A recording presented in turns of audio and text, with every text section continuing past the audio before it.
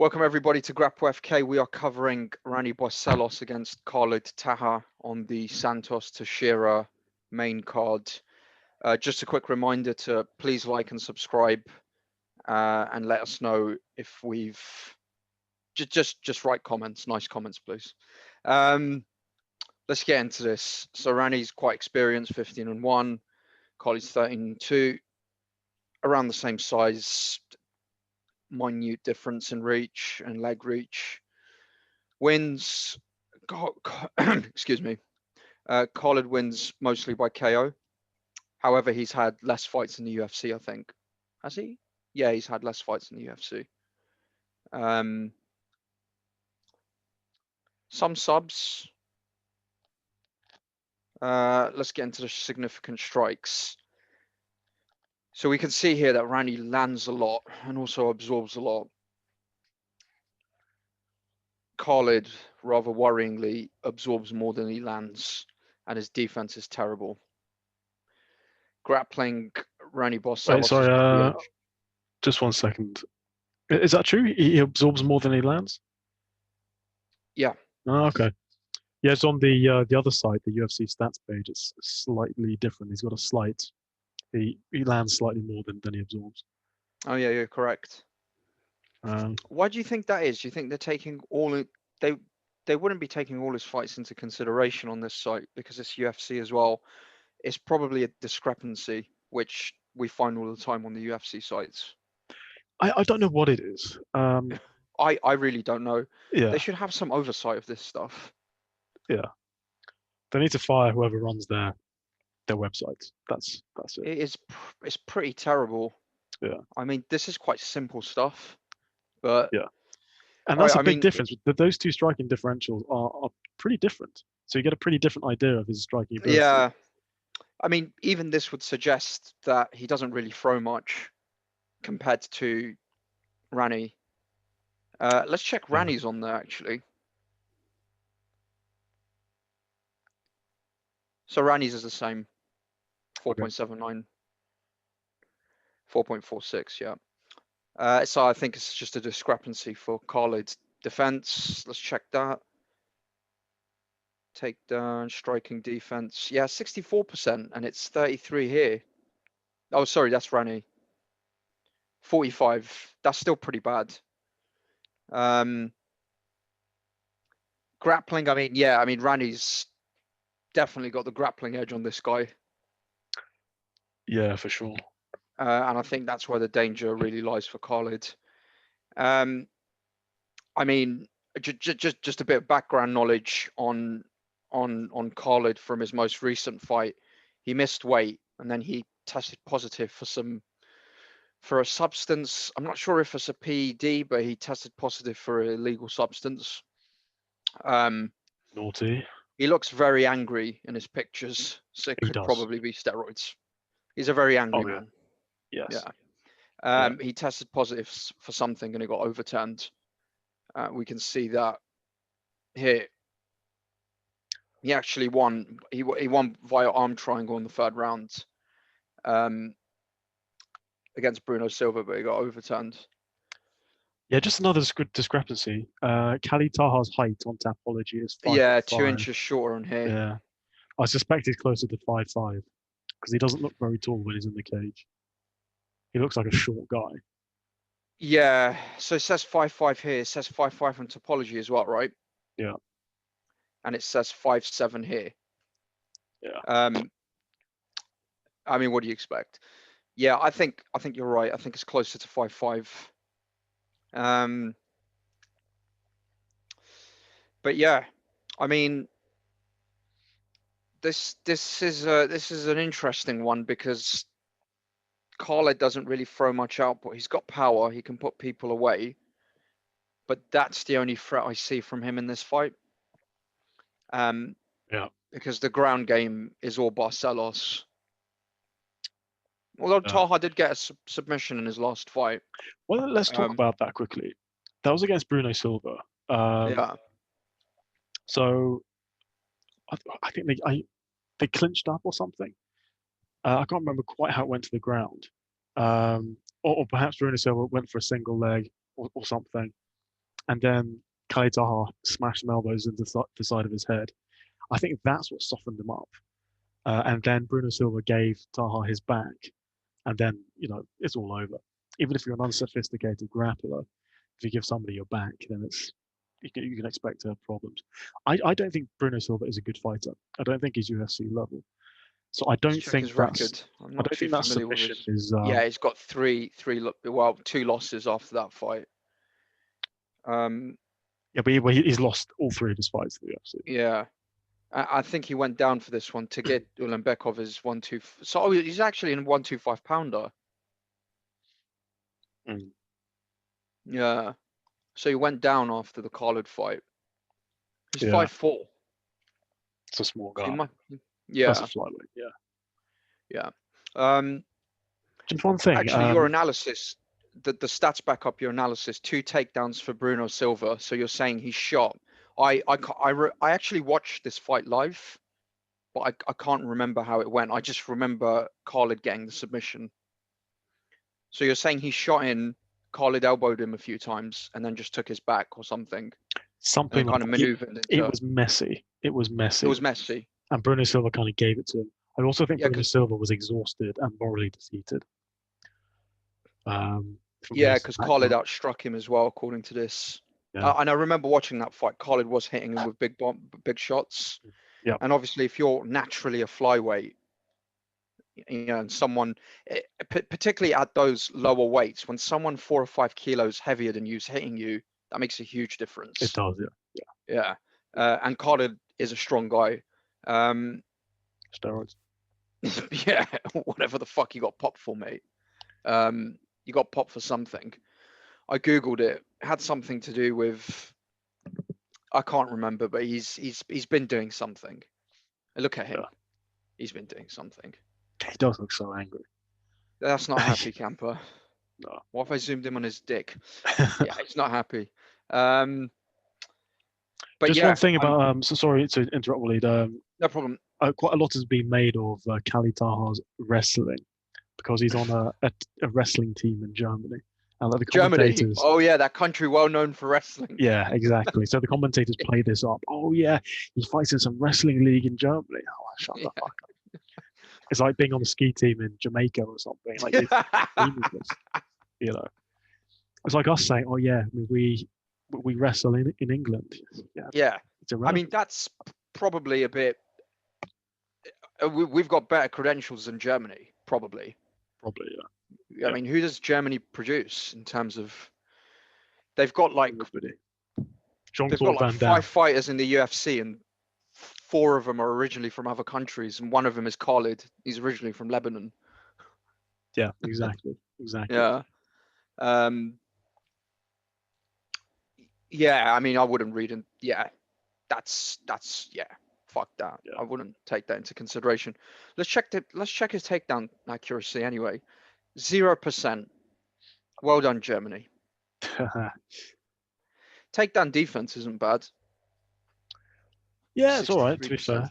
It's all right. Yeah, it's not bad. But you saw that fight against, was it Rad? Well done, Nad Narimani, who's a Brit from Bristol, took him down 6 times. Oh yeah, he ruined him. Like there was nothing about that at all. He got completely bummed on the ground. Nad Narimani is Iranian, so I'm thinking, did he maybe do Iraq? Originally, his parents are from Iraq.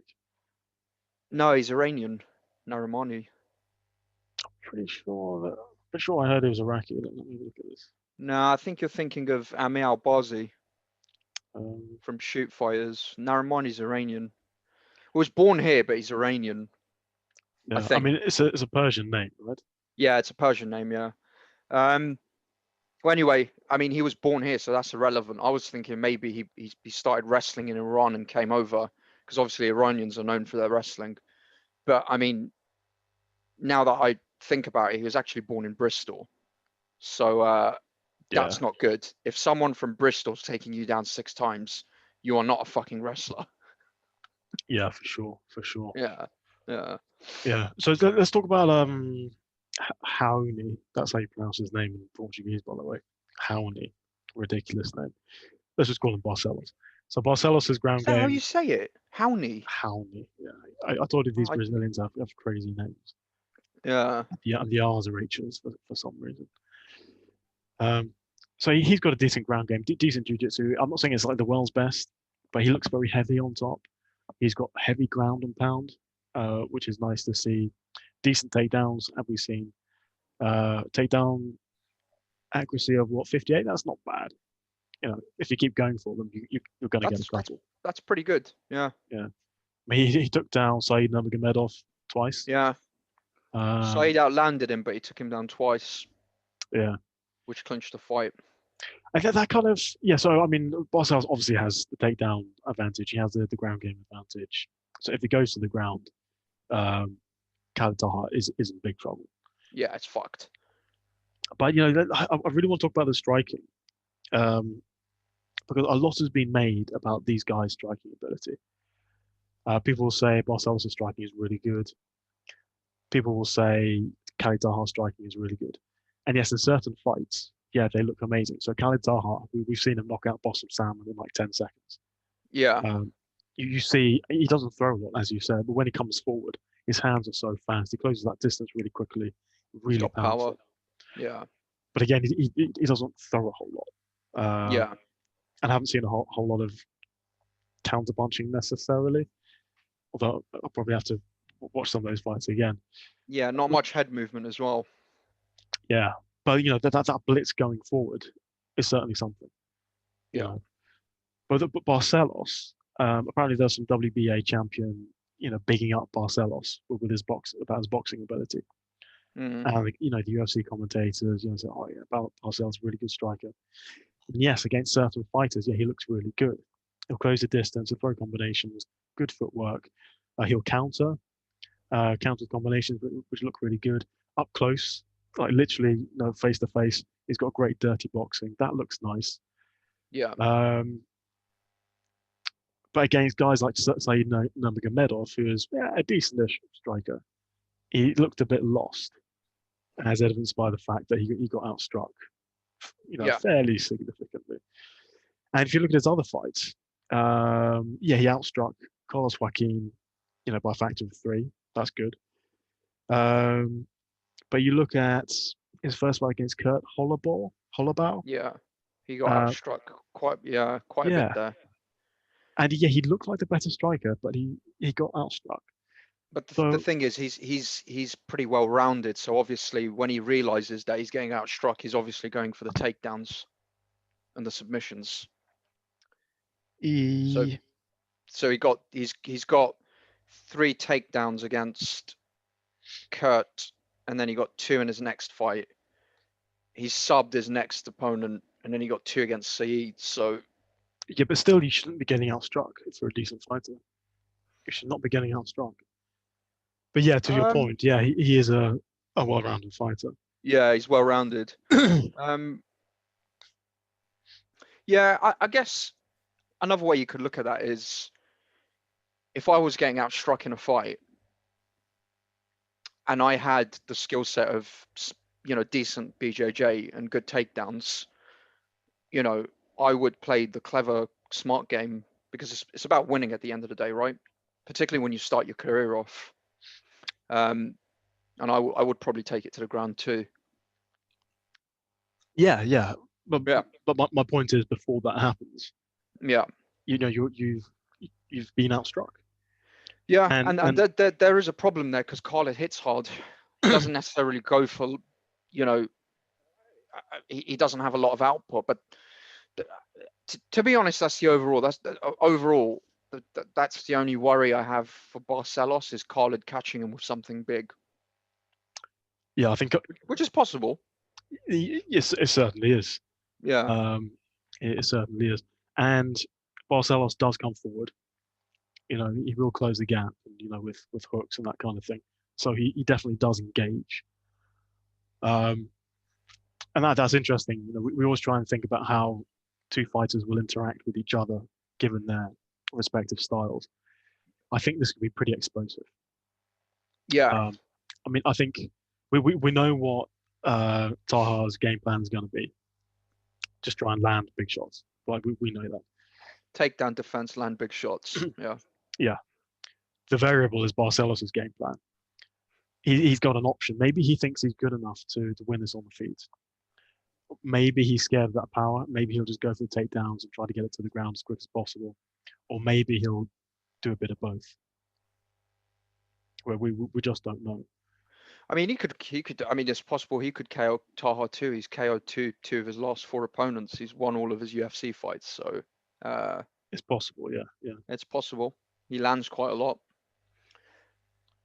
Yeah.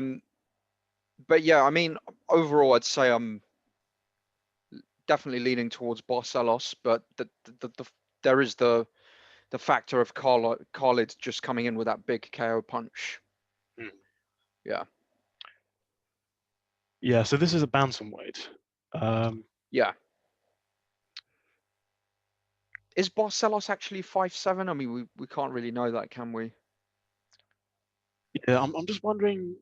Something tells me that Taha has fought a flyweight. Or am I imagining this? I don't think he has in the UFC. Possibly outside of the UFC. Okay. I don't know. Yeah. Check on topology. Yeah. Yeah. Yeah. It doesn't give the weights on topology. Yeah, I think you're right. I mean, the Barcelos is definitely the better, more well-rounded fighter. Barcelos has got more tools to finish the fight. He's got more ways to finish the fight. Yeah, and Khalid has been choked out before in Ryzen. Yes. Yeah. So who do you think is the favorite here? I'd definitely say Barcelos. Okay. I haven't looked at the odds. I'll tell you in a moment.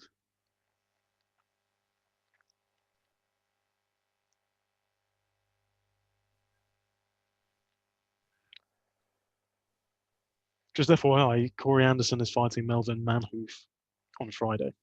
Oh, really? Yeah. That'll be interesting. I mean, Corey Anderson is going to smash him. Okay. Da-da-da-da. Oh, okay. So you might find this interesting. Raoni Barcelos is a -350 favorite. Whoa. That's a big favorite. That's a very big favorite. Don't Yeah. love those odds, to be honest. And Khalid Taha is a +250 underdog. Was Khalid taking this on short notice or something, or? Not that I'm aware.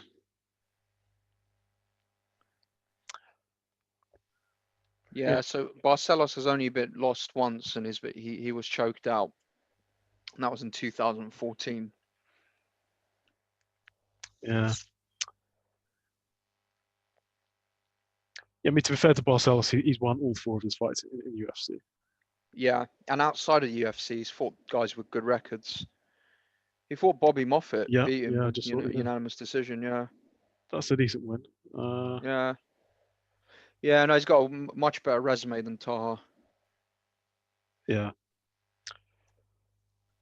Yeah, in terms of the comes. He's getting on a bit though, 35. I didn't realize he was that old. And Taha's what, 25? 27. Is he? 27. I think he's like 32. Topology says he's 27. Oh, okay. He's 27 then. Not sure where I got that from. Maybe I'm just thinking of something else. But yeah, for the comes, I wouldn't put either of these guys in the come. The safe one, you mean? Either.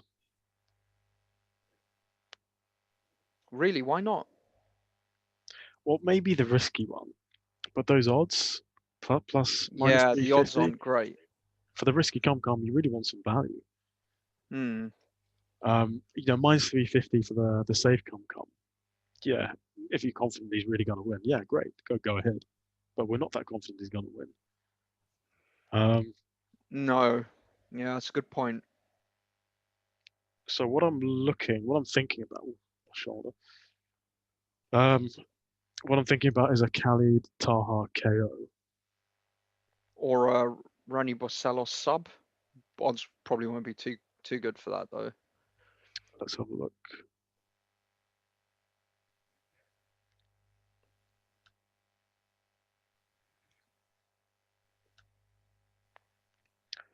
Okay, Khalid Taha by KO / TKO, 6-1. So that's plus Oh. 600. It's not bad. I like that. Yeah, that's not bad. I like that. Put a cheeky fiver on that. Yeah, I think so. Yeah. And Raoni Barcelos by submission, 16-5. So what's that? Plus Yeah, 325. yeah, that's all right. 60, I mean, that's probably how the fight will end up. plus 320. Barcelos submitting him.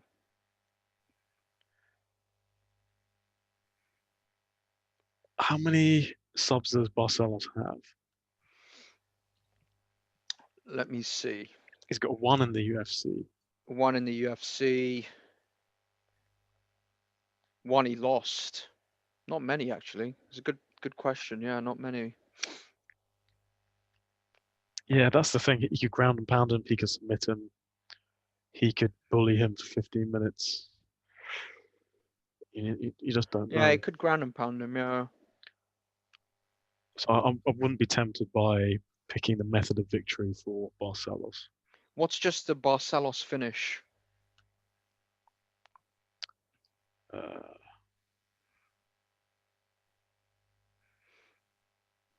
That'd be shitter, obviously.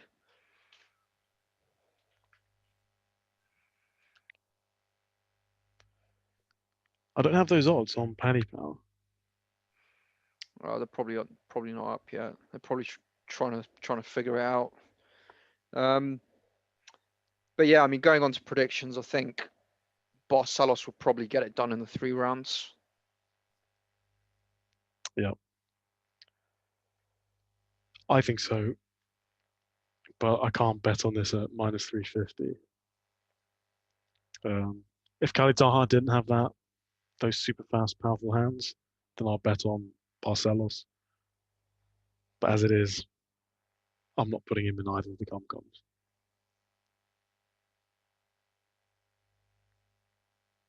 What are you thinking?